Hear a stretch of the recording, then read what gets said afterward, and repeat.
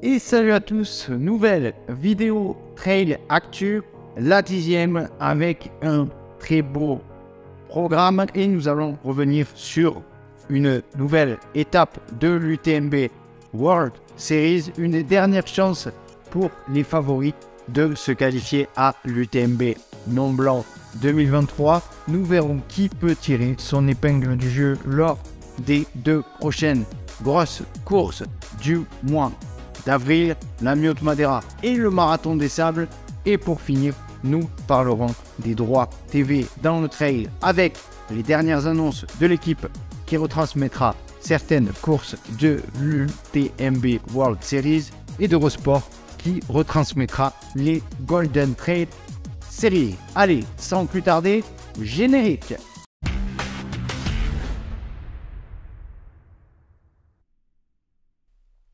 Allez alors, on est parti avec une nouvelle actu.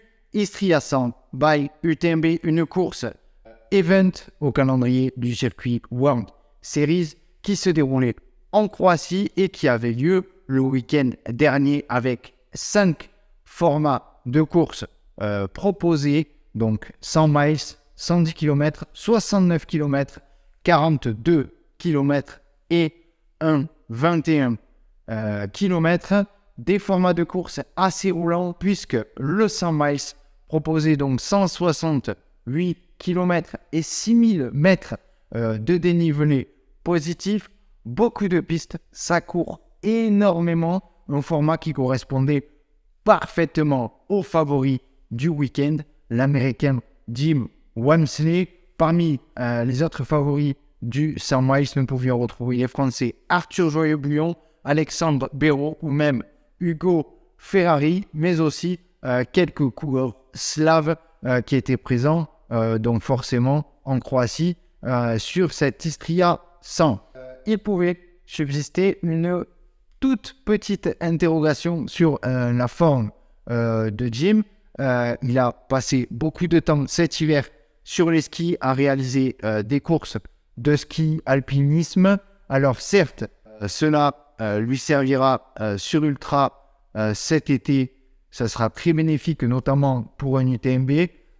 Mais donc, il subsistait vraiment une toute petite interrogation sur ses capacités à courir sur du très roulant durant 170 bornes, même si j'étais remis quelques semaines avant le départ.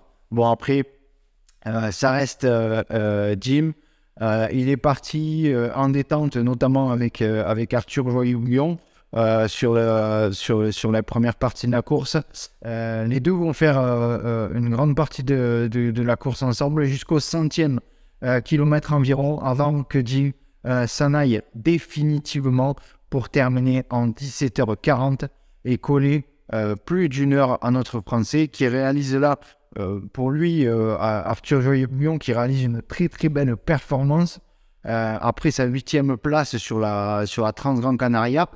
Des formats roulants qui habituellement ne sont pas forcément sa tasse de thé, mais on comprend qu'il réalise une prépa assez intelligente avec des ultras rapides en vue de son UTMB 2023.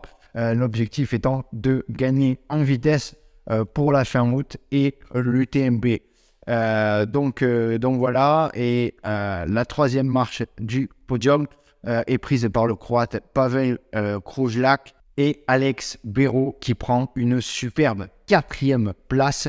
Le duc de Savoie, Hugo Ferrari, dans un mauvais jour, a dû malheureusement rendre les armes au bout de 120 km de course. Sur les autres formats, un des grands espoirs de l'ultra français, Théo Lobudek, s'est imposé sur le 100 km, auteur d'une course vraiment folle, format très roulant aussi qui lui correspond assez au jeune Théo Lobudek. Et donc le jeune breton de 22 ans, membre des teams Altra et Compresport, confirme après sa victoire en fin d'année 2022 sur l'Endurance Trail des Templiers. Et c'est Elio Fumo et Martin Alas qui complètent le podium. Donc carton plein pour le team Compresport avec 3 coureurs sur le podium sur ce 100 km d'Istria. Côté féminin, encore une belle performance française avec la victoire de Sarah Vialet.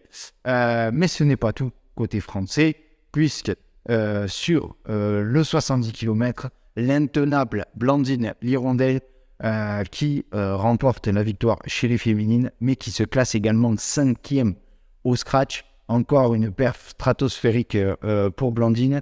On note la 5e place chez les filles pour Jennifer Lemoine. Sur le format marathon, Simon Gosselin, le coureur et coach du team Sidas Matrix, prend une belle seconde place, tout comme Audrey Tanguy chez les femmes. Voilà pour l'Istria 100 by UTMB. Nos Français étaient au rendez-vous et ça fait plaisir. Nouvelle actu. Nouvelle actu. 2 courses seront à suivre dans les prochains jours. La Mute Madeira et le Marathon des Sables. Pour la première, un superbe plateau comme l'an passé qui avait vu Jim Wamsley et Courtney de Walter s'imposer sur cet ultra de 115 km et 7000 mètres de dénivelé positif. Cette année, chez les hommes, c'est pas moins de 6 prétendants à la victoire qui vont s'affronter sur l'île de Madère. Peter Engel en grand favori, vainqueur 2022 et recordman de la CCC. Le grec Zissismopoulos, vainqueur de l'Ultra Trail de Cape Town.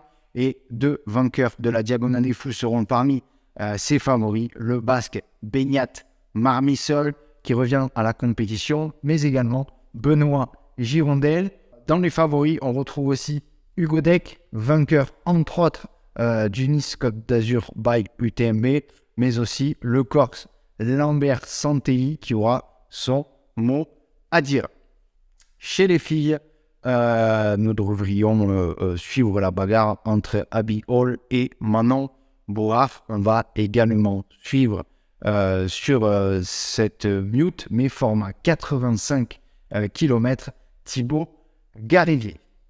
Voilà pour la mute. Autre course à suivre, le fameux Marathon des Sables. 37e édition de cette course par étapes mythique. Pas moins de 250 km en 6 étapes dans le désert marocain. Et parmi les favoris, on retrouve bien sûr Rachid et Mohamed El Mourabiti. Rachid visera sa 10e victoire sur l'épreuve. Un trouble fête sera de la partie. Et il est français, vous le connaissez bien, puisqu'il s'agit de Mathieu Blanchard. Il s'aligne pour la 2e fois sur le Marathon des Sables, après sa 5e place en 2021. On note qu'il avait eu quelques soucis gastriques, donc il avait terminé 5e en 2021.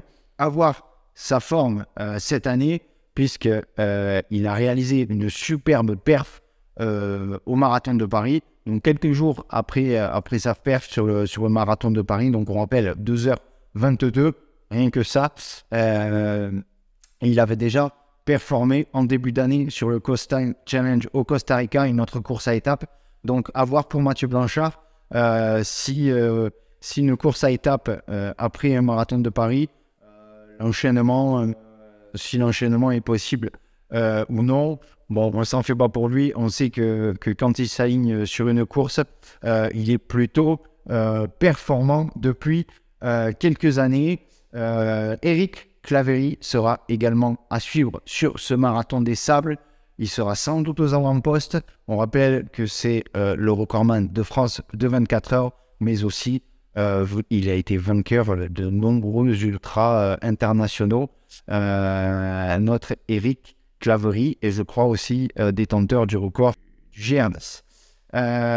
Donc voilà, pour le Marathon des Sables, une autre course qui sera très très intéressante à suivre. Allez, nouvelle actu.